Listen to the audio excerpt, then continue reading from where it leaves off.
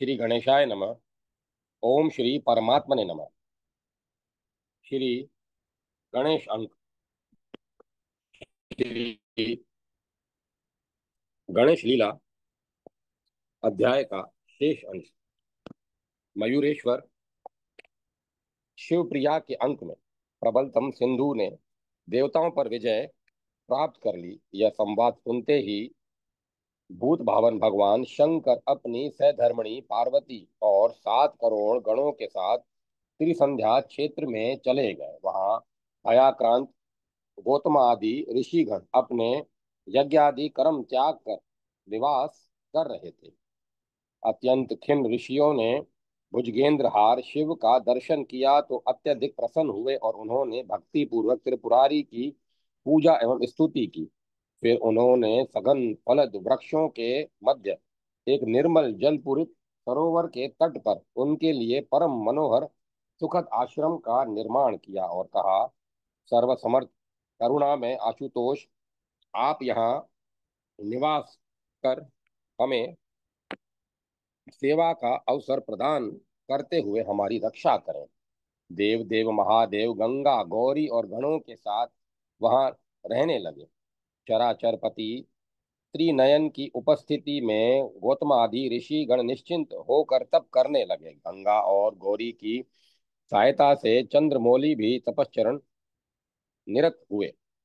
प्रभो, आप तो स्वयं सृष्टि के पालन एवं संहार करता तथा अनंत अनंत कोटि ब्रह्मांडों के नायक हैं। फिर आप किसे प्रसन्न करने के लिए तप करते हैं? शिवप्रिया ने एक दिन अवसर देकर अपने प्राणपति से प्रश्न किया। निष्पापे मैं उन अनंत महाप्रभु की प्रसन्नता के लिए तप करता हूँ जिनकी शक्ति गुण और कर्म सभी अनंत है। अनंत अनंत ब्रह्मांड उनके प्रत्येक रोम में निवास करते हैं। वे परम प्रभु समस्त गणों के ईश्वर होने के कारण गुणेश समस्त गुणों के ईश्वर होने के कारण गुणेश कहे जाते हैं। मैं उन्हीं गुणेश का निरंतर ध्यान करता रहता हूँ। शूलपाणी ने उत्तर दिया, प्रभु, आप कृपा पूर्वक यह बताने का कष्ट करें कि वे प्रभु मुझ पर प्रसन्न कैसे होंगे। मुझे उनका प्रत्यक्ष दर्शन किस प्रकार हो सकेगा? गौरी ने जिज्ञासा की। निष्ठा पूर्वक आराधना एवं तपश्चरण के बिना उनका दर्शन कैसे हो सकेगा? कहते हुए भगवान शंभु ने शिवा को गणेश के एकाक्षरी मंत्र गम का उपदेश दिया और फिर तप करने की विधि बताकर बोले, इस प्रकार 12 वर्ष तपश्चरण करने पर निश्चय ही तुम्हें देव देव गुणेश का साक्षात्कार हो जाएगा। गौरी ने प्रसन्न मन से अपने जीवन धन शूलपाणी के चरणों में भक्ति पूर्वक प्रणाम किया और उनकी आज्ञा प्राप्त कर तपश्चर्यार्थ जीर्णापुर से उत्तर मनोहर लेखनाद्रि पर चली गई। वहां एक रमणीय स्थान पर भगवती पार्वती पद्मासन लगाकर बैठ गई और फिर गणेश का ध्यान करते हुए उनके एकाक्षरी मंत्र का जप करने लगी। वे जल फल मूल कंद और पर्ण तो लेती ही नहीं थी, वायु का भी आहार नहीं करती थी। इस प्रकार गौरी शुष्क काष्ठ तुल्य हो 12 वर्ष तक कठोर तप करती रही।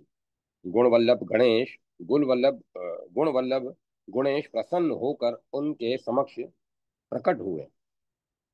वे मनोहर किरीट और कुंडल धारण किए थे।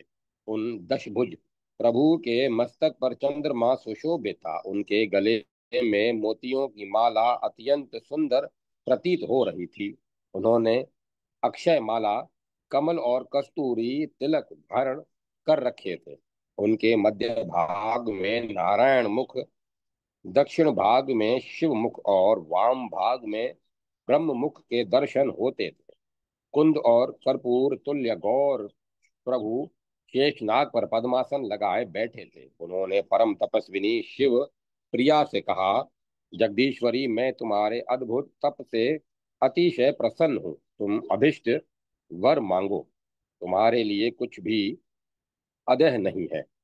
त्रिमूर्ति गणेश के दर्शन कर उमा ने अत्यंत प्रसन्न हो उनके चरणों में प्रणाम किया और फिर वे बोली, आपके दर्शन से मेरा तप सफल हुआ। आपकी तुष्टि के अतिरिक्त मुझे अन्य कुछ भी अभिष्ट नहीं है। तथापि आपकी आज्ञा का पालन करने के लिए मैं वर की याचना करती हूँ कि आप मेरे पुत्र रूप में प्रकट हों, जिससे मुझे निरंतर आपके दर्शन सेवन और पूजन का फल प्राप्त होता रहे। निश्चय ही मैं आपके पुत्र रूप में प्रकट होकर आपकी तथा जगत की कामना पूर्ण करूंगा। इतना कहकर देवदेव गणेश अंतर्ध्यान हो गए। क्या मैंने क्षण भर अत्यंत सुखद स्वप्न देखा है? त्रिभुवनपति गणेश ने अद्भुत मनोरम दर्शन से वंचित पार्वती व्याकुल हो गई। वहां उन्होंने एक सुंदर मंदिर का निर्माण कराया।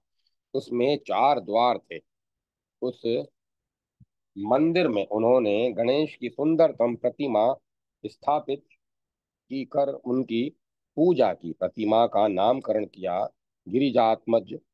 यह पवित्र स्थल सिद्धि क्षेत्र के नाम से प्रख्यात होगा और यहाँ अनुष्ठान करने से निस्संदेह सिद्धि प्राप्त होगी। सर्वेश्वरी ने कहा और फिर वे गणेश की पुनः पूजा प्रदक्षिणा और प्रणाम कर अपने प्राणधन शिव के समीप लौट आए। प्राण प्रिया के वचन सुन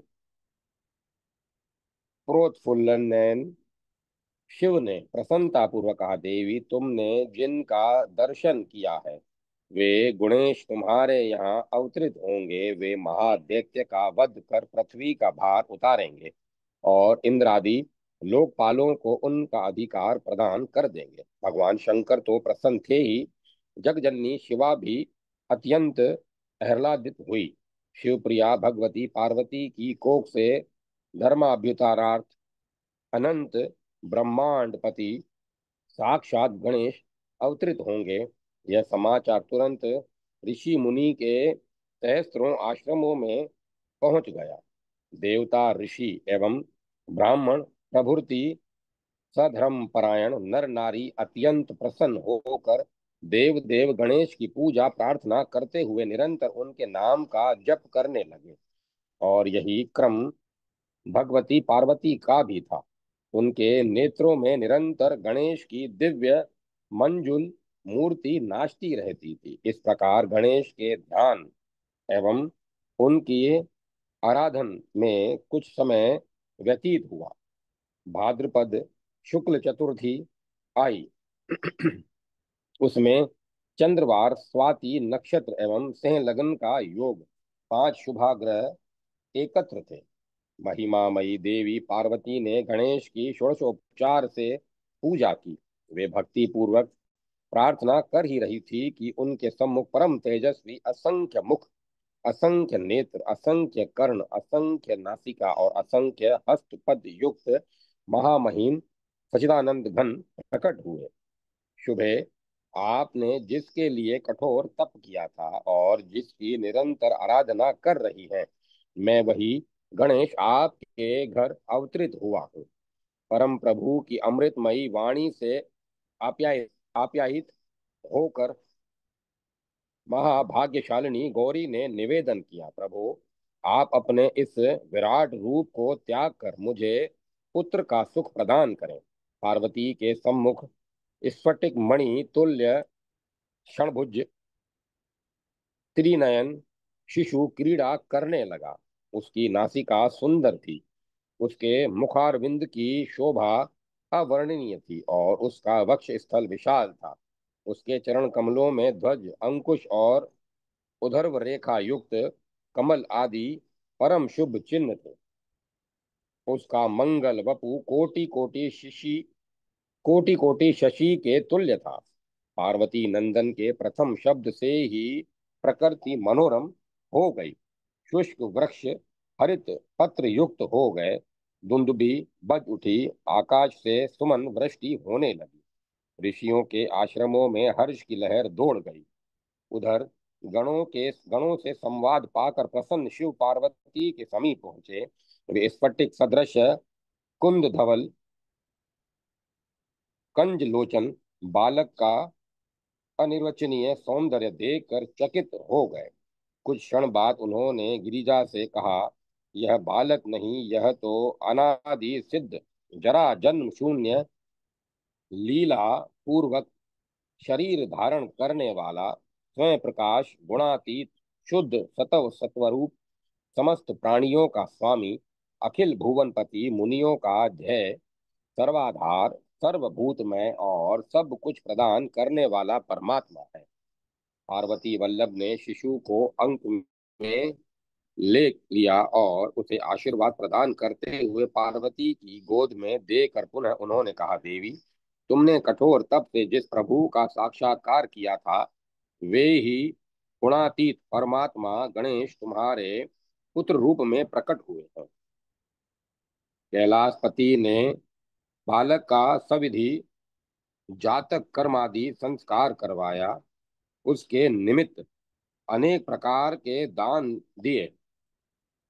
माता पार्वती ने शिशु के मुख में स्तनाग्र लगा दिया। अनादि सिद्ध बालक जगजननी के पवित्रतम अंक में सुखपूर्वक लेटकर दुग्ध पान करने लगा।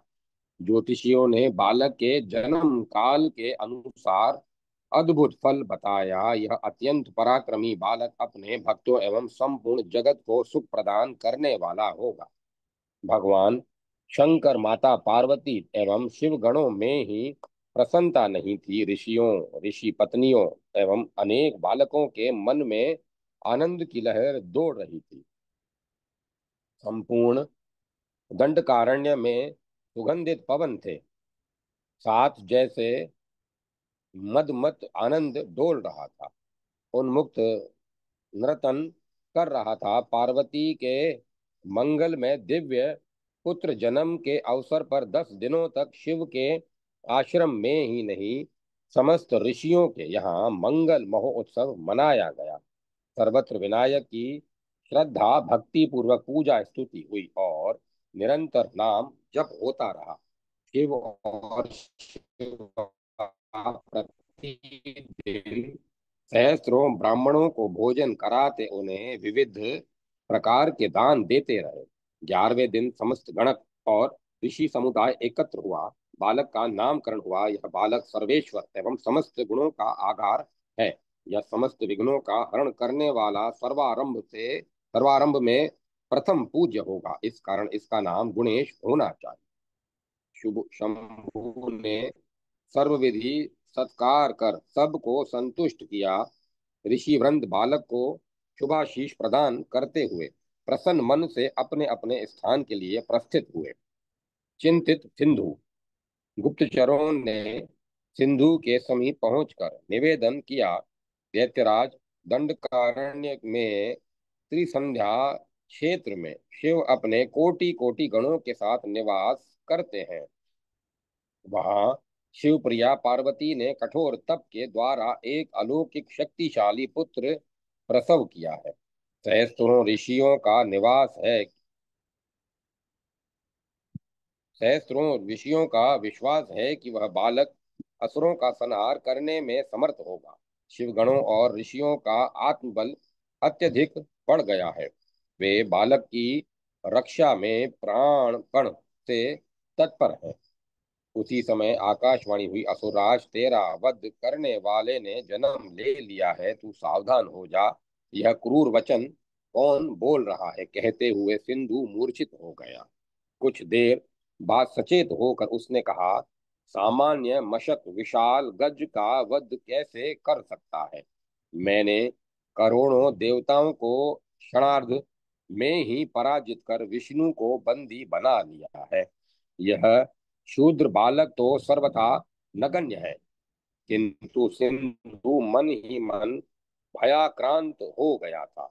उसके वीर असुरों ने कहा, असुरराज, आप आमरण वर प्राप्त सर्वथा अमरण वर वर प्राप्त सर्वथा अजय हैं, आपकी मृत्यु कैसे हो सकती है? आप हमें आज्ञा प्रदान करें, हम उक्त आश्रम में जाकर अवसर देखते ही बालक को यम सदन भेज देंगे। सिंधु की चिंता कम हुई, उसने असुरों की प्रशंसा कर उन्हें पुरस्कृत किया। फिर उसने शिवा पुत्र का संहार कर देने के लिए वीराग्रणीय वीराग्रणी वसु असुर गुप्तचरों को आज्ञा दी। सिंधु के गुप्तचर मुनियों ने वेश में त्रिसंध्या क्षेत्र में यत्र तत्र निवास कर अवसर की प्रतीक्षा करने लगे।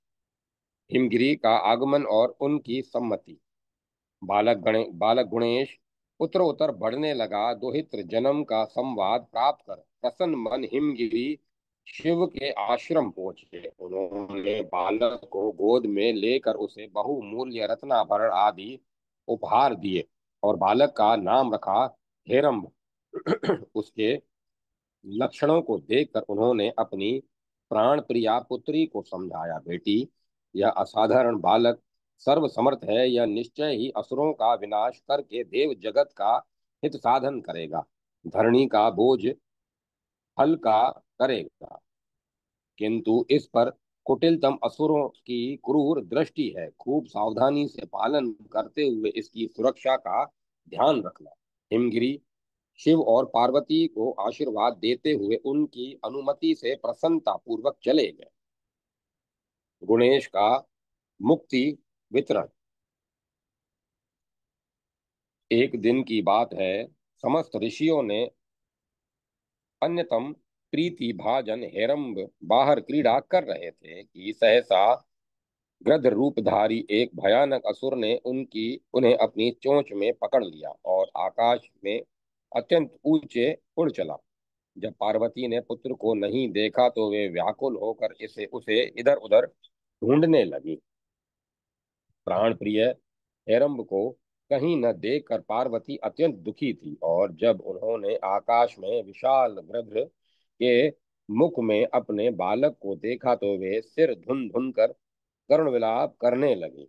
सर्वात्मा हिरम्ब ने माता की व्याकुलता देखकर मुष्टि प्रहार मात्र से ही गृधासुर का वध कर दिया। चित्कार करता हुआ विशाल असुर पृथ्वी पर गिर पड़ा, उसके अंग प्रत्यंग शत विशत हो गए।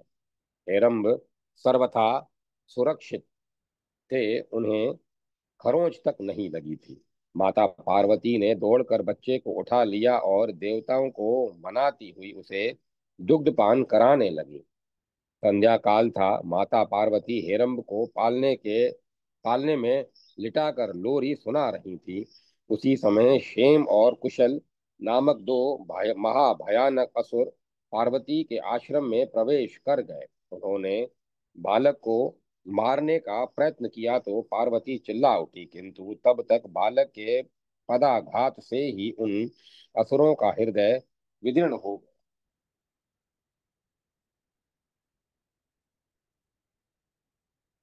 वे रक्त वमन करते हुए भागे, किंतु कुछ ही दूर जाकर गिर पड़े। फिर उठकर फिर उठ नहीं सके। गणेश ने उन्हें मोक्ष प्रदान किया। एक दिन माता पार्वती सखियों के साथ मंदिर में पूजा करने गई। हेरम्ब मंदिर के बाहर क्रीड़ा कर रहे थे। उसी समय क्रूर नामक महाबलवान असुर ऋषि पुत्र के वेश में आकर उनके साथ खेलने लगा। वह हेरम्ब को मार डालने के लिए कभी उनके केश पकड़कर धरती पर पटकना चाहता तो कभी गला दबाने का प्रयत्न करता। सर्वज्ञ हेरम्ब उसका कंठ पकड़कर दबाने लगे। अरे मुनिपुत्र, मरा तो पाप लगेगा। माता पार्वती की दृष्टि पड़ी तो वे दौड़ी। तब तक असुर मुक्त हो चुका था, उसके नेत्र बाहर निकल चुके आए थे। असुर की विशाल मृतदेह देखकर कांपती हुई पार्वती ने बालक को अंक में उठा लिया।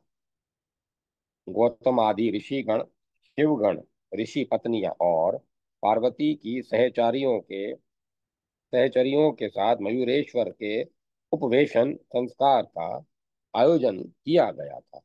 गणेश पूजन और पुण्यवाचन हुआ। मयूरेश्वर को दिव्य वस्त्र और अलंकार पहनाए गए थे। देवताओं ने विविध प्रकार के रत्न प्रदान कर मयूरेश्वर की पूजा की। देवताओं और ऋषियों के साथ ब्राह्मणों ने उन्हें आशीर्वाद दिया। इसी बीच सिंधु दैत्य का कुटिलतम प्रचंड असुर व्योम आश्रम के सम्मुख वृक्ष पर बैठकर उसे हिलाने लगा। प्रबल झंझावात में किसी को कुछ सूझ नहीं रहा था।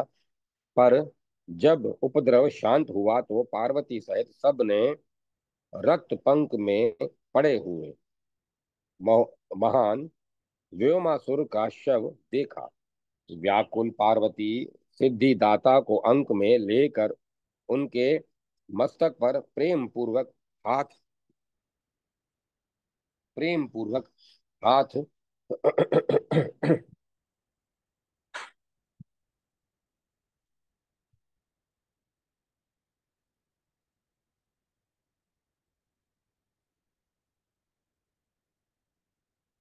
फेरती हुई स्तनपान कराने लगी।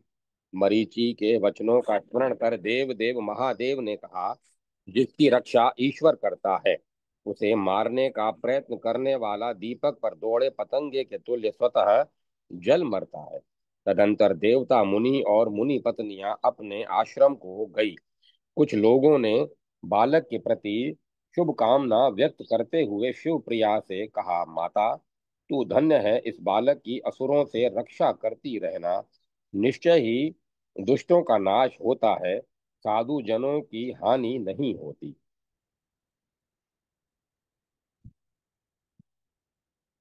व्योमासुर के एक अत्यंत दृष्टा दुष्टा विकटाना भगनी थी।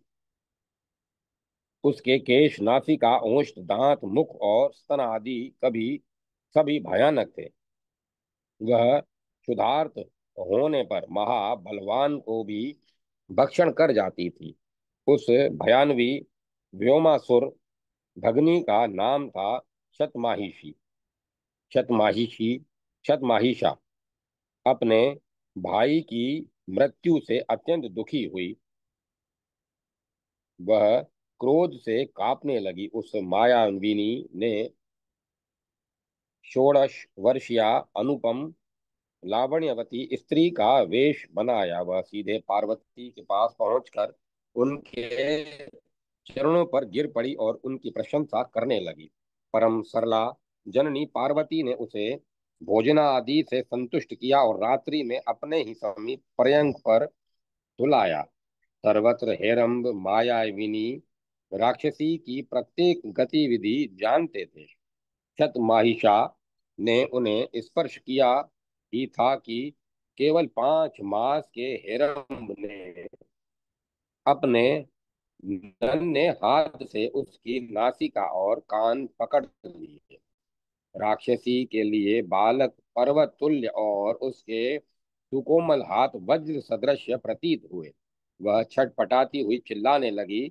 शतमाहिषा बालक को जितना छुड़ाने का प्रयत्न करती, बालक के वज्रहस्त उसे और अधिक जकड़ते जा रहे थे। पार्वती और उनकी सखियां दौड़ी। राक्षसी की नासिका और कान बालक से छुड़ाने का उनका प्रयत्न भी विफल रहा। अंततः चित्कार करती हुई राक्षसी छल कर धरती पर गिर पड़ी। सहचरियों ने मृतदेह की और ध्यान पूर्वक देखा तो घबरा गई। निश्चय ही यह मायाविनी भयानक राक्षसी गुणेश का प्राण हरण करना चाहती थी। शिवगण उक्त राक्षसी का शव ले जाकर दूर फेंक आए।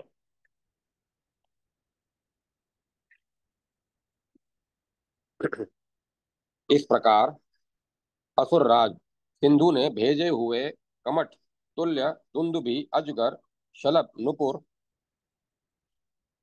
कुट, मत्स्य, शैल, करदम, खड़ग, छाय और चंचल आदि अनेक बलशाली तथा मायावी असुर मयूरेश्वर को मारने त्रिसंध्या क्षेत्र पहुंचे। उन्होंने एक से एक माया रची और बालक को मार डालने का भरपूर प्रयत्न किया, किंतु मायापति मयूरेश ने मयूरेश के सम्मुख उनकी एक न चली। उनका होते कलेवर तो नष्ट हो गया, पर वे परमोधार मुक्तिदाता प्रभु मयूरेश्वर के कर कमलों का स्पर्श पाकर जन्म जरा मृत्यु से सदा के लिए मुक्त हो गए। मयूरेश ने पांचवें शरत चंद्र शरश्चंद्र का दर्शन किया। मयूरेश्वर की बाल लीला। मयूरेश्वर ऋषि पुत्रों के साथ विविध प्रकार की बाल क्रीड़ा करते। उन भाग्यवान बालकों के साथ वे नाचते गाते और अनेक प्रकार के खेल खेलते थे। एक दिन की बात है, गणेश शिशुओं के साथ क्रीड़ा करते हुए दूर निकल गए। निश्चिंत शिशु क्रीड़ा में संलग्न थे। मध्याह्न हो गया, उन्हें भूख लगी। ईश नंदन सोचने लगे, आहार कैसे प्राप्त हो। सिद्धिदाता समीपस्थ महर्षि गौतम की कुटी पर पहुंचे। महर्षि ध्यानस्थ थे और ऋषि पत्नी भोजन बना रही थी। वे कुछ ही देर के लिए बाहर निकली कि चपल चंद्र भाल पाकशाला में प्रविष्ट हो गए और प्रस्तुत अन्न पात्र लेकर शीघ्रता से बाहर निकल आए। उक्त आहार उन्होंने शिशुओं में वितरण कर कहा, खेल में हम लोगों को दूर खेल में हम लोगों को देर हो गई। अब यह प्रसाद पाकर खेला जाएगा। शेषांश हेरंब ने स्वयं भोग लगाया। बलि वेश्वादि हुआ नहीं और भोजन पात्र का पता नहीं। सधर्मणी की चिंता जानकर महर्षि उठे और पाकशाला में गए। सचमुच वहां भोजन नहीं था। चकित महर्षि ने आश्रम के बाहर जाकर देखा तो उनकी पत्नी की बनाई रसोई बाल मंडली आनंद पूर्वक भोग लगा रही है। महर्षि गौतम कुपित हुए। उन्होंने बुद्धिष्ट के समीप जाकर कहा, शिवा और शिव का पुत्र होकर तू ऐसी अनीति कैसे कर रहा है। हम तुम्हें पर ब्रह्म स्वरूप परात्पर देव समझते थे। तुम्हें शिशुओं के साथ इस प्रकार के कार्य करने में लज्जा नहीं आ रही है। गिरिजानंदन की भांति मुखाकृति देखकर भी महर्षि गौतम ने उनका हाथ पकड़ लिया। वे रिक्त अन्न पात्र के साथ मयूरेश्वर का हाथ पकड़े माता पार्वती के पास पहुंचे। उन्होंने हेरंब का हाथ माता पार्वती के हस्त कमल में देते हुए उन्हें रिक्त अन्न पात्र दिखाकर कहा, माता, तुम्हारा पुत्र इसी प्रकार सदा उपद्रव करता है। आज मैंने तुम्हें प्रत्यक्ष दिखा दिया। मैं क्या करूं, तुम ही बताओ। कहो तो मैं दंड कारण त्याग कर अन्यत्र चला जाऊं। अत्यंत शुद्ध महर्षि गौतम के उपालंब उपालंब में जगजननी कुपित हो गई। उनके नेत्रों से चिंगारियां निकलने लगी। उन्होंने विनम्रता पूर्वक महर्षि से कहा, मुनिवर, जन्म से ही इसने मुझे त्रस्त कर रखा है। इसने धरती पर पैर रखा और उधर क्रूर असुरों ने उपद्रव प्रारंभ कर दिए। इसकी निरंतर चिंता से मेरा चित्त कभी स्थिर नहीं हुआ। अब इसे अब इसने तपस्वियों का भोजन चुराना भी प्रारंभ कर दिया। यह बड़ा तुष्ट है, किंतु मुनिनाथ, यह मेरा पुत्र है। इस कारण आप कृपा पूर्वक इसे कोई शाप मत दे दीजिएगा। इतना कहकर सर्वाभय दायिनी माता दृढ़ रज्जू से हिरंब का हाथ पैर बांधने लगी। बालक को बांधो मत, इसे मत बांधो। महर्षि कहते ही रहे, पर जगदीश्वर ने निखिल ब्रह्मांड नायक को कसकर बांध लिया और फिर उन्हें एक घर में ले जाकर बाहर से सांकल लगा दी। महर्षि चुपचाप अपने आश्रम पर चले गए। स्नेहमयी जननी उमा क्रोधावेश में बाहर निकली और उन्हें भान हुआ कि गुणेश मेरे वाम कटी पर वाम कटी पर अंक में बैठा हुआ है। उन्होंने ध्यानपूर्वक देखा तो अपना भ्रम समझा, किंतु आंगन में दृष्टि पड़ी तो देखा मयूरेश वहां खेल रहा है। मैंने तो इसके हाथ पैर बांध कर घर में बंद कर दिया था। चकित भ्रमित माता ने किवाड़ खोल कर देखा तो शिशु के हाथ पैर बंधे थे। उसके नेत्रों से अश्रु प्रवाह चल रहा था और वह अपनी दयामयी जननी की ओर करुण दृष्टि से निहार रहा था। वात्सल्यमयी जननी यह दृश्य सह नहीं सकी। वे अधीर हो गईं, अपने प्राण प्रिय शिशु को गोद में लेने के लिए व्याकुल हुई। उनके नेत्र भर आए, पर उन्होंने मुंह फेर कर द्वार बंद कर दिया। चपल बालक को डराना जो था, माता समीपस्थ ऋषि पत्नी के यहाँ चली गई। वे बात तो कर रही थी मुनि पत्नी से, पर उनके प्राण हेरंब के में समाये थे।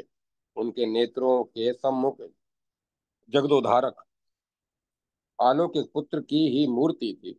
मैंने कितने कठोर तप से इस नवनीतोपम बालक को प्राप्त किया है। देवताओं, ऋषियों और गणकों ने ही नहीं, स्वयं सत्य मूर्ति त्रिनयन ने कहा है कि वे विशेष विश्वत्राता अखिलेश्वर हैं। माता के नेत्र बरस पड़े। वे वहां और नहीं बैठ सकी। जगदीश्वरी अपने सुकोमल मयूरेश्वर के बंधन खोल उसे सहलाती हुई अंक में लेटाकर स्तनपान कराने के लिए अत्यधिक आतुर हो उठी और वे निजाश्रम के लिए शीघ्रता से चली। मार्ग में मुनि पुत्र खेल रहे थे। जननी ने देखा उनके मध्य मयूरेश्वर भी क्रीड़ा कर रहा है। मैंने हेरंब को हाथ पैर बांध कर घर में बंद किया है कर दिया है। स्नेहातिरेक में स्मरण नहीं रहा। पुकार बैठी, आओ बेटा स्तनपान कर लो। माता वहाँ माता यहाँ हेरंब कहाँ? तूने तो अपने पुत्र को बांध कर घर में बंद कर दिया है। बालक ने उत्तर दिया तो माँ ने ध्यान पूर्वक देखा, सचमुच हेरंब नहीं था। वे दूरत गति से अपने आश्रम में प्रविष्ट हुई। द्वार खोला तो देखा अबोध शिशु अनाथ की तरह रोते रोते सो गया था। अपने शिशु की यह स्थिति स्नेह मूर्ति पार्वती कैसे सह पाती? वे सिसकने लगी और उनके नेत्रों से अजस्त्र अश्रु प्रवाह चलने लगा। माता ने तुरंत शिशु का बंधन खोलकर उसे अंक में उठा लिया। रज्जू बंधन से शिशु के हाथ पैर में लाल लाल चिन्ह बन गए थे। माता फूट पड़ी। वे मन ही मन अपनी निर्दयता पर पश्चाताप करती हुई प्रेम पूर्वक बच्चे के हाथ पैर सहलाने लगी। उन्होंने उस निखिल सृष्टिपति शिशु के अधरों से अपने स्तन का स्पर्श कराया। हेरंब सर्वेश्वरी का अमृतमय दुग्ध पान करने लगे। उधर जब महर्षि गौतम ने अपने आश्रम पर पहुंचकर अर्चना प्रारंभ की तो उन्हें सभी देवता गणेश के रूप में दर्शन देने लगे। महामुनि ने अत्यंत विस्मित होकर पश्चाताप करते हुए अपनी सहधर्मणी से कहा, मैं कैसा दुर्बुद्धि हूँ कि मैंने रिक्त अन्न पात्र उमा को दिखाकर उपालंब दिया।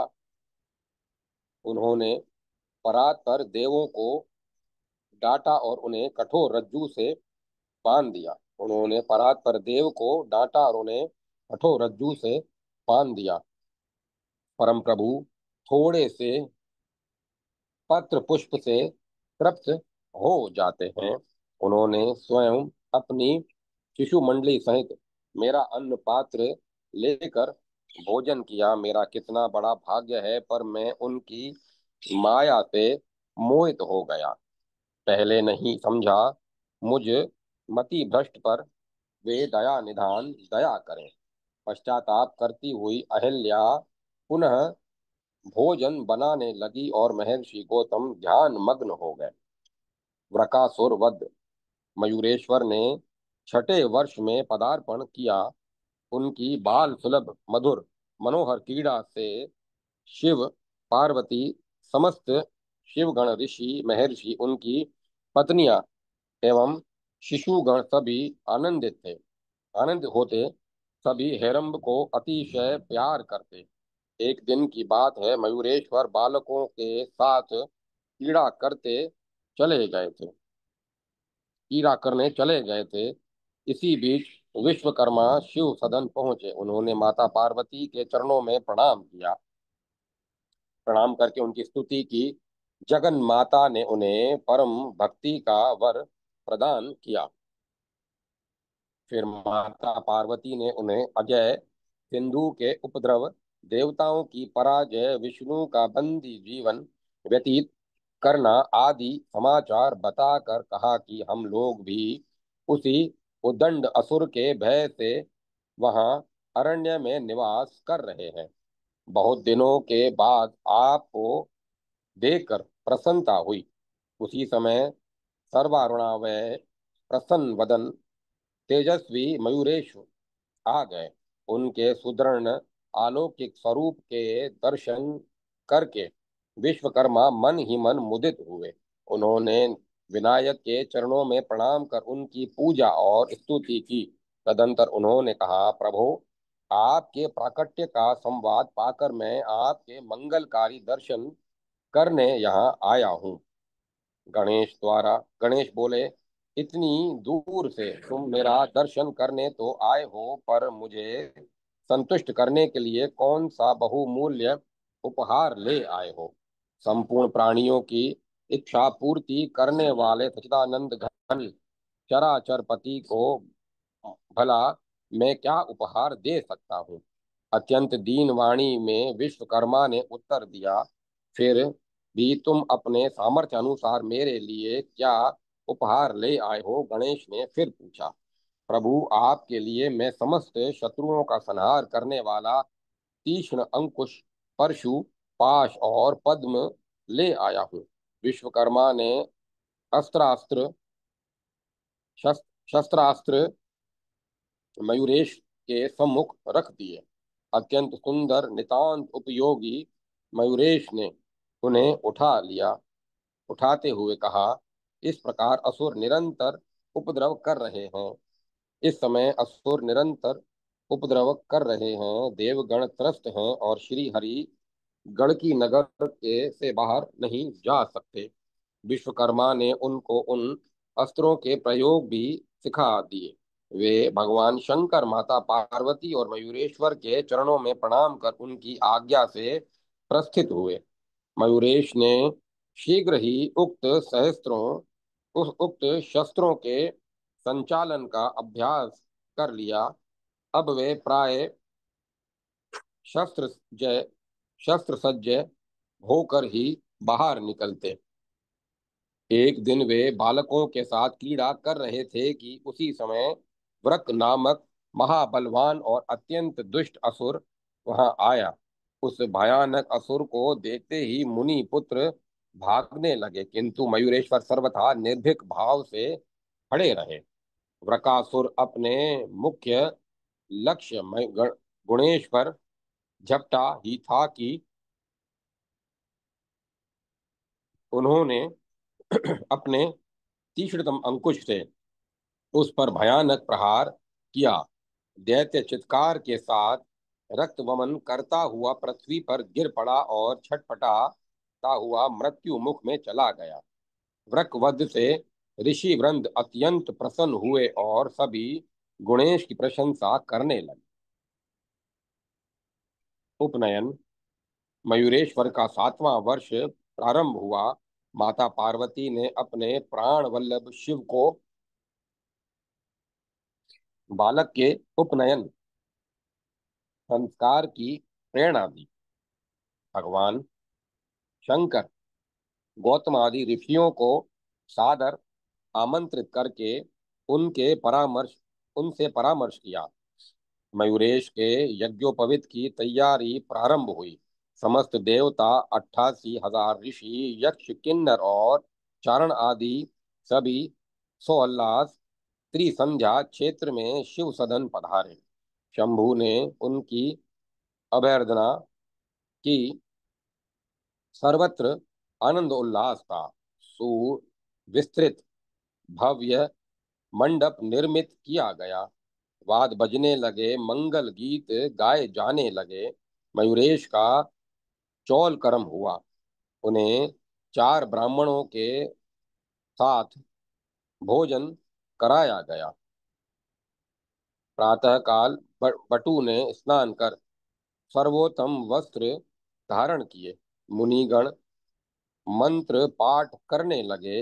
इसी समय कृतांत और काल नामक दो भयानक असुर मदमत गज के रूप में पहुंचकर उपद्रव करने लगे। शिवगणों ने उन्हें रोकना चाहा, पर गज बल के सम्मुख वे टिक नहीं सके। दोनों मत गज सर्वसंहार करते उपनयन मंडप के समीप पहुंचकर मंडप स्तंभ आदि गिराने लगे। उन्हें देखकर देवता, ऋषि पत्नियां और एवं ऋषि कुमार जान बचाकर भागे। सभी प्राण सभी प्राण लेकर भाग रहे थे और दोनों मत कयंद सर्वनाश करने पर तुले थे। यह दृश्य देखकर वटु गुणेश उठे। उन्होंने अत्यंत चपलता से एक गज की सूंड समेट उमेट कर उस पर तीव्रतम मुष्टि प्रहार किया। जैसे उस पर व्रत वज्रपात हो गया था, हाथी चिंघाड़ता हुआ दूसरी ओर मुड़ा मुड़ा ही था कि दूसरे गज से उलझ गया। मयूरेश ने तुरंत दूसरे गज के गढ़ स्थल पर मुष्टि प्रहार किया। उसके चित्कार से पृथ्वी, आकाश, देवता, ऋषि तथा स्त्री बालक सब के हृदय कांप उठे। चपल गुणेश उन दोनों हाथियों को उलझाकर उन पर प्रहार करते ही जा रहे थे। फलतः कुछ ही देर में वे दोनों असुर छटपटाते हुए पृथ्वी पर गिर पड़े। दोनों अब वे गुणेश के वज्र तुल्य मुष्टि प्रहार एवं कठोर पदाघात से छटपटा भी न सके। उनका प्राणांत हो गया। गुणेश ने उनके अंग खंड खंड कर दूर फिकवा दिए। सबके प्राण लौटे। सब ने परम पराक्रमी बालक की प्रशंसा की। उत्सव पुनः प्रारंभ हुआ। बाजे बजने लगे, मंगल गान गूंज उठा। मयूरेश को मेखला, अजीन और यज्ञोपवीत दिए गए। उनसे सविधि हवन करवाकर उन्हें विधि पूर्वक सावित्री मंत्र प्रदान किया गया। सर्वप्रथम माता पार्वती ने अपने पुत्र गणेश को भिक्षा प्रदान की। भिक्षा में उन्होंने दो वस्त्र, भूषण, उत्तरीय, मोतियों सहित रत्न और मोदक आदि भक्ष्य पदार्थ प्रदान किए। भगवान शंकर ने उन्हें त्रिशूल और चंद्र देकर कहा। शूलपाणी, भालचंद्र, श्री हरि ने चक्र देकर उन्हें संबोधित किया। शोची शोचित शोचिष्केश शचीपति इंद्र ने मयूरेश्वर की पूजा कर सर्वार्थ प्रदायक चिंतामणि उनके गले में पहनाकर उनका नामकरण किया। चिंतामणि ब्रह्मदेव ने गुणेश की पूजा कर उन्हें कमल प्रदान करते हुए कहा। विधाता तदंतर समस्त देवताओं ने मयूरेश्वर की पूजा की और उन्हें अपनी अपनी इच्छा के अनुसार नाम प्रदान किए। इसके अनंतर अदिति और कश्यप ने उनकी पूजा की। परम प्रभु विनायक ने उन्हें सिंहवाहन दशभुज विनायक के रूप में दर्शन दिए। माता अदिति ने विनय पूर्वक कहा, बेटा, मैं तुम्हारे वियोग में अत्यंत क्रश हो गई हूँ। तू मुझे इतना दुख क्यों दे रहा है? माँ सर्वांतर्यामी से कभी वियोग नहीं होता। गुणेश ने स्नेह सिनग्ध स्वर में उत्तर दिया, तू विश्वास कर, मैं तो सदा तुम्हारे पास ही रहता हूँ। फिर दुख का कोई कारण नहीं। समस्त देवता, ऋषि, यक्ष, किन्नर और चारण आदि सब ने मयूरेश्वर की वंदना की और शिव पार्वती की आज्ञा प्राप्त कर सब लोग प्रस्थित हुए। अदिति और कश्यप भी विनायक की पूजा कर प्रसन्नता पूर्वक अपने आश्रम को चले गए। मयूरेश्वर मयूरेश्वर मयूरेश्वर अत्यंत प्रभावशाली गुणेश ने वेदाध्ययन प्रारंभ किया। कुशाग्र बुद्धि गुणेश जब वेद का सस्वर गायन प्रारंभ करते, तब देवता, ऋषि, हरिण, सिंह, व्याघ्र, भुजंग और गगनचर आदि भी गान में तल्लीन हो जाते। उनके नेत्रों से अजस्त्र वारी धारा प्रवाहित होने लगती। गुणेश का वेद पाठ श्रवण करने के लिए सहस्त्रों ऋषि मुनि तत्पर रहते और प्रमथ आदि गणों सहित शिवादि देवगण आनंद मग्न हो जाते। इसी प्रकार एक दिन गुणेश का चराचर को मुग्ध कर देने वाला वेद गान हो रहा था। प्राणी मात्र आनंद सिंधु में निर्मजित निमज्जित था। उस अमृतमय वातावरण में अत्यंत शुद्ध श्वापद रूप में नूतन नामक दैत्य कूद पड़ा। उसके कर्कश स्वर से गिरी गुहाएं विदीर्ण होने लगी। उस भयानक असुर के 3 मुख, 4 सींग, 5 नेत्र, 4 कान, 8 पैर और 2 पूंछें थी। उक्त दैत्य गुणेश के सम्मुख नृत्य करने लगा। वह आकाश में उड़ा और दूसरे ही क्षण पृथ्वी में अदृश्य हो गया। इसी प्रकार वह क्षण प्रति क्षण दृश्य अदृश्य होने लगा। उसकी अत्यंत भयानक आकृति और ढंग देखकर सभी डरने लगे। असुरारी गुणेश उठे और असुर के पीछे दौड़े। छल कपट से भरा दैत्य वन में भागा। दैत्यारी भी उसके पीछे पीछे दौड़ते गए। इस प्रकार वह गुणेश को गहन वन में ले गया। जब वह मेघ गर्जन करता तब सिंह, व्याघ्र, गज, शुकर और वानर आदि पशु भू लुंठित हो जाते थे। गुणेश ने अपने गुणेश ने उसे पकड़ना चाहा तो वह विकट असुर पृथ्वी को रोनता हुआ आकाश में उड़ गया। गुणेश के नेत्र अरुण हुए। कुपित होकर उन्होंने उसे लक्ष्य करते हुए अपना पाश फेंका। पृथ्वी कांप उठी और अंतरिक्ष में मेघ बिखर गए। आकाश में नक्षत्र टूट टूट कर गिरने लगे।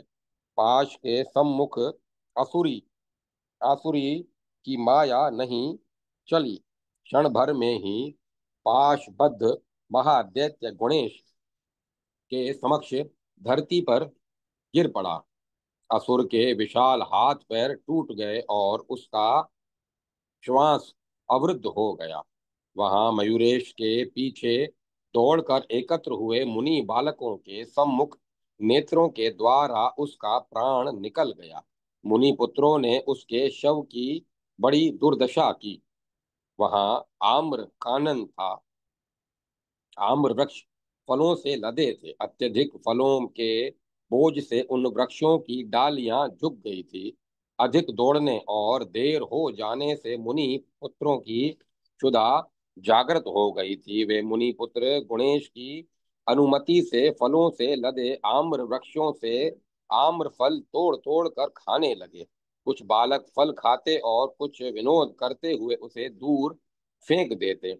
एक मुनि पुत्र का फेंका हुआ फल उसे स्त्री के मस्तक पर जोर से लगा, जो बहुत दिनों से एक अंडे की रक्षा कर रही थी। कुपित स्त्री दौड़ी। उसके क्रोधारुण नेत्र देख कर बालक सहम गए। उसने कठोर स्वर से पूछा, जिस बालक ने इस श्वापद का वध कर मुझे आम्र फल से मारा है, वह कहाँ है? कुपित नारी को देखते ही गुणेश वृक्ष कठोटर में छिप गए। वहां उन्होंने शशि मंडल तुल्य एक श्वेत अंडा देखा। गुणेश ने उसे अपने सशक्त हाथों में उठाया ही था कि वह अंडा फूट गया। उस अंडे से एक विशाल पक्षी निकला, जिसका कंठ नीला था। उसके नेत्र और पंख विशाल थे। उसके मुख से अनल ज्वाला निकल रही थी। उसने अपना पंख हिलाया ही था कि धरती कांपने लगी। उसकी ध्वनि से समुद्र मर्यादा का अतिक्रमण करने लगे। सूर्यमंडल चंचल हो गया। उस महान पक्षी ने भागते हुए मुनि पुत्रों पर अपने पंखों से प्रहार कर उनका मार्ग अवरुद्ध कर दिया। यह विशाल पक्षी मुनि पुत्रों को मार डालेगा, यह सोचते ही गुणेश वृक्ष कोटर से कूदे और शीघ्रता पूर्वक उक्त महान पक्षी का पंख जोर से पकड़ लिया। पक्षी और गुणेश में भयानक युद्ध छिड़ा। पक्षी के नेत्र क्रोध से लाल हो गए थे। वह अपनी तीक्ष्णतम चोंच और पंख से गुणेश पर प्रहार करता और गुणेश घूमकर उस पर अपनी वज्र मुष्टि से आघात करते। विशाल पक्षी की अतिशय शक्ति देखकर गुणेश ने उस पर एक साथ अपने चारों आयुधों से प्रहार किया। पक्षी तुरंत धरती पर गिरा। चपल गुणेश ने तत्क्षण उसे अस्त्र मुक्त किया और उछल कर वे उस अंडज पर आरूढ़ हो गए। उन्होंने बलपूर्वक विशालतम पक्षी को स्ववश कर लिया। यह दृश्य देखकर तेजस्विनी स्त्री गुणेश की स्तुति करने लगी। प्रभु, आप रजोगुण के योग से सृष्टि करता ब्रह्मदेव, सतव गुण के योग से पालक विष्णु और तमो गुण के योग से संहारक रुद्र भी हैं। आपका सगुण तत्व देवता और ऋषि नहीं जानते, फिर चराचर गुरु आपके निर्गुण तत्व को कौन जानने वाला है। स्तुति के अनंतर अपना परिचय देती हुई साध्वी नारी ने कहा, प्रभो, मैं परम तपस्वी महर्षि कश्यप की पत्नी हूँ। मेरा नाम विंता है। यह शिखंडी मयूर उन्हीं महामुनि का पुत्र है। आप इसे अपने सेवक के रूप में स्वीकार करें। उन मुनि राज ने पहले ही कहा था कि इस अंडे को फोड़ने वाला उसका स्वामी होगा, इसमें तनिक भी संदेह नहीं। दीर्घ काल तक प्रतीक्षा करने के अनंतर मुझे आज आपका दर्शन प्राप्त हुआ है। पुनः अत्यंत दीन भाव से विंता ने प्रार्थना की, प्रभु, मेरे जटायु, शयन और संपाति, इन तीन पुत्रों को क्रुद्ध पुत्रों ने नागलोक में बंदी बना रखा है। दयामय, आप शीघ्र ही उनको मुक्त कर मुझे शांति प्रदान करें। माता, तुम चिंता मत करो, मैं तुम्हारे पुत्रों को शीघ्र ही मुक्त करके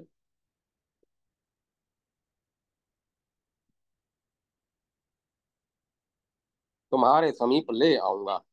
गुणेश ने परम पुण्यमयी विंता को आश्वासन दिया। फिर उन्होंने मयूर से वर मांगने के लिए कहा।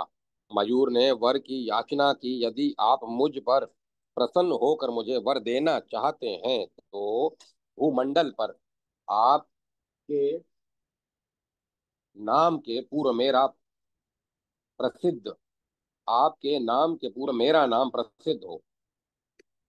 सर्वेश्वर, इसके साथ ही आप मुझे अपनी सदृढ़ भक्ति प्रदान करें। अत्यंत शुभ लोभ शून्य अंतःकरण से तुमने शुभ वर की याचना की है। देव देव गुणेश ने अपने वाहन मयूर से कहा, मयूरेश्वर, मेरे नाम के पूर्व तुम्हारा नाम त्रिभुवन में विख्यात होगा और तुम्हारे मन में मेरे प्रति दृढ़ भक्ति भी रहेगी। गुणेश मयूर पर आरूढ़ होकर अपने आश्रम पहुंचे। ऋषि पुत्रों ने माता पार्वती को सूचित करने के लिए एक साथ उच्च स्वर से घोष किया, मयूरेश्वर, मयूरेश्वर, मयूरेश्वर। सारा वृतांत सुनकर माता पार्वती प्रमुदित हुई और ऋषि पुत्र मयूरेश का गुणगान करते हुए अपने अपने घर गए। जल पीड़ा। मयूरेश का नवा वर्ष प्रारंभ हुआ।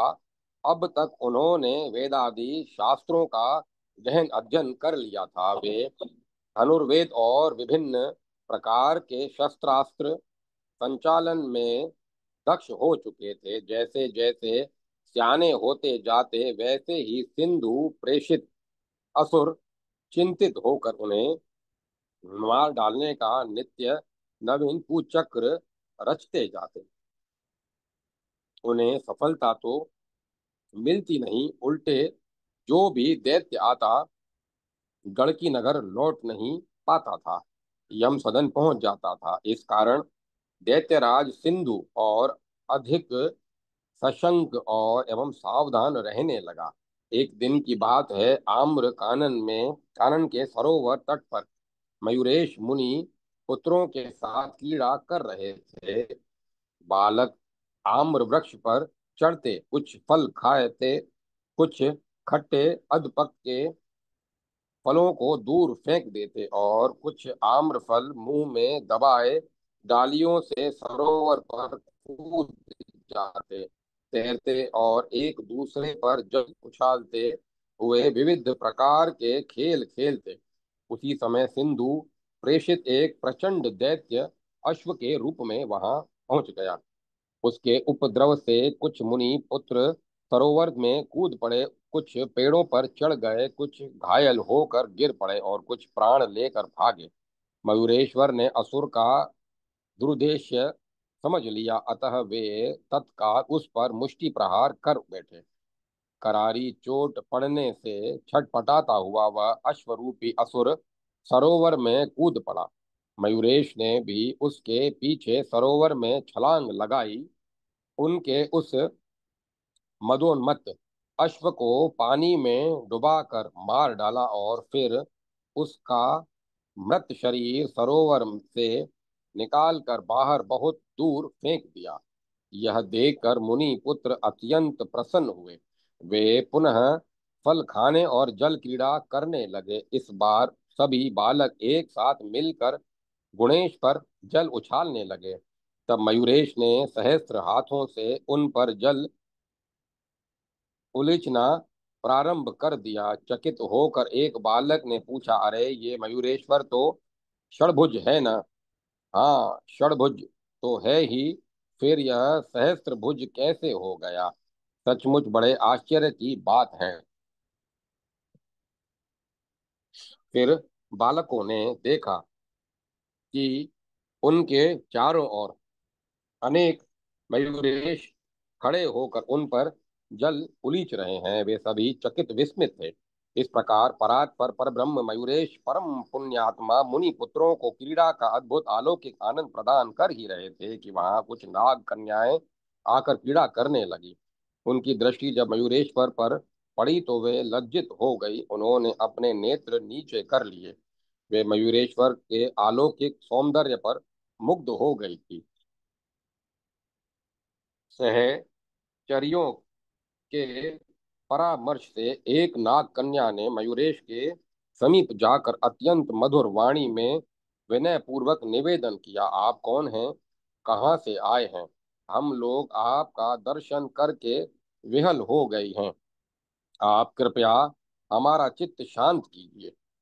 मैं शिवा शिव का पुत्र हूँ, मयूरेश्वर मेरा नाम है। मैं मुनि पुत्रों के साथ क्रीड़ार्थ यहाँ आ गया। मैं इसी कारण आप लोगों के दर्शन हो गए। आप कृपा पूर्वक एक क्षण के लिए ही सही हम लोगों के घर पर पधार कर विश्राम कर लें। अधिक विलंब होने के कारण माता पार्वती चिंतित मन से मेरी प्रतीक्षा कर रही होंगी। अतएव मैं अपने आश्रम को जाना चाहता हूँ। आप लोग अपने भवन पधारिए। नाग कन्याएं साग्रह मयूरेश को अपने साथ ले गई। प्राण प्रिय मयूरेश्वर को न देख मुनि पुत्र अत्यंत दुखी हुए। पैर पर कुछ ही देर बाद उन्हें अनुभव हुआ कि मयूरेश हमारे साथ है। मार्ग में भगासुर नामक असुर ने मुनि बालकों के साथ छल किया, किंतु सर्वज्ञ मयूरेश ने उनकी रक्षा कर ली। असुर मारा गया। जिस प्रकार मुनि पुत्रों ने मयूरेश को अपने साथ अनुभव किया, उसी प्रकार मुनि बालकों के घर पहुंचने पर माता पार्वती ने भी समझा कि मयूरेश्वर घर आ गया है। जननी ने उन्हें भोजन कराया और स्तनपान कराकर सुला दिया। जय माता सरस्वती। जय मां सरस्वती। ओम नमः शिवाय। ओम नमो भगवते वासुदेवाय। ओम नमो नारायण। जय माता अम्बे। जय जगदम्बे। ओम तत्सत। ओम तत्सत। ओम। अब कथा को विराम दिया जाता है। कल इस अध्याय का आगे प्रसाद लेंगे। हरिओम तत्सत। जय गुरुदेव।